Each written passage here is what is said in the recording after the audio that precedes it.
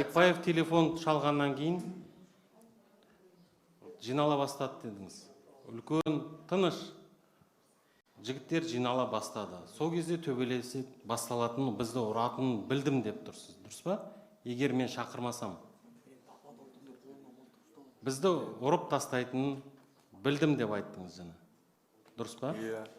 Сол кезде егер біліп тұрсаңыз ұрып тастайды. Сіздерді біреу бөгеді ма кетіп қалуға, ұстап тұрды ма жібермей, әлде сол уақытта неге кетіп қалмадыңыз?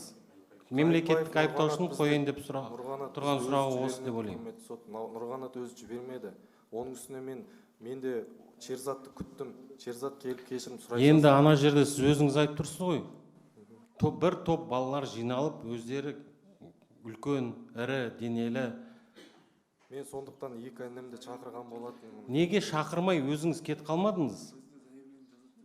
Әскентайды ысқақталып, неге кет қалмадыңыз сол кезде? Бізді заявление жазады деп ойлап қалды ол кісілер. Өйткені 102-ге хабарласпаңдар деді. Мен балама іс қозғалды. Енді айта салмадыңыз, арыз жазбайын, кетеміз бірақ біз. Шерзат келіп кешірім сұрайды. Қазір Нұрғанатта өзі айтты. Ұрып тастаса да сонда сол Шерзат болатын кешірім керек болып тұрды ма сіздерге? Айпаев Нұрғанат өзі айтты, қазір келеді, өзі кешірім сұрайды дегеннен кейін біз күтіп тұрдық, құрметті сот. Жақсы, келесі сұраңыз. Құрметті сот, отырған адамдарға ескерту жасаңыз, басында очки таққан, қарқылдап күліп отыр, жаңа сотқа құрметтеме көрсетіп, және алдында отырған кісі алдында сызықшасы бар. Жоқ, ана қыз бала сот күшқылап вентилятормен отырған.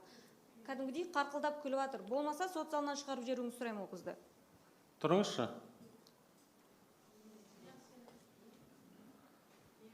Иә, осы қыз мұны. Сізге бірден күлкілі болып тұр ма?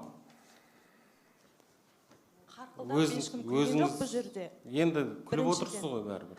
Қалай болса да. Енді күлкілі болғаннан кейін бәрі күлді ғой. Мен ғана күлген жоқ шығар. Жақсы, мен сіздерге ескерту жасайын, тәртіпті сақтауларыңызды сұраймын.